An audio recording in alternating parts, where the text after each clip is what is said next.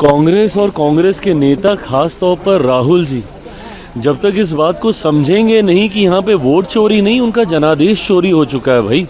उनके पास अब कोई जनाधार बचा ही नहीं है। और जब तक ये बहानेबाजी बनाते रहेंगे और ये आत्ममंथन नहीं करेंगे कि कारण क्या है कि एक के बाद एक के बाद एक के बाद ये चुनाव हार रहे हैं, अलग अलग राज्यों में चुनाव हार रहे हैं, लोकसभा के चुनाव में जनता बार बार इनको नकार रही है। कभी चौकीदार को चोर मान लेते हैं, कभी वोट को चुराने वाले सत्ता पक्ष को ये मान लेते हैं। विश्वास इनका किसी संस्था पे बचा नहीं है। जितने भी संवैधानिक स्वतंत्र संस्थाएं हैं, चुनाव आयोग जैसी संस्थाएं, उस पर भी इनका विश्वास नहीं बचा है। तो ऐसे में ये स्वयं को अराजकता की ओर ये लेकर जा रहे हैं।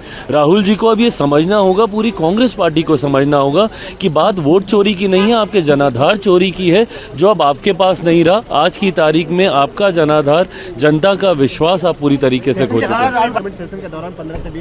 दिक्कत इसी बात की है ना कि भाई आप सवाल तो आप तुरंत उठाते हैं कि हमें यहाँ पे नहीं पूछा जाता, हमें बोलने का मौका नहीं दिया जाता, कोई अगर बड़ा राष्ट्रीय अध्यक्ष आता है तो हमें मिलने का समय उनसे नहीं दिलवाया जाता। आप अपनी जिम्मेदारियों को कितना निभा रहे हैं?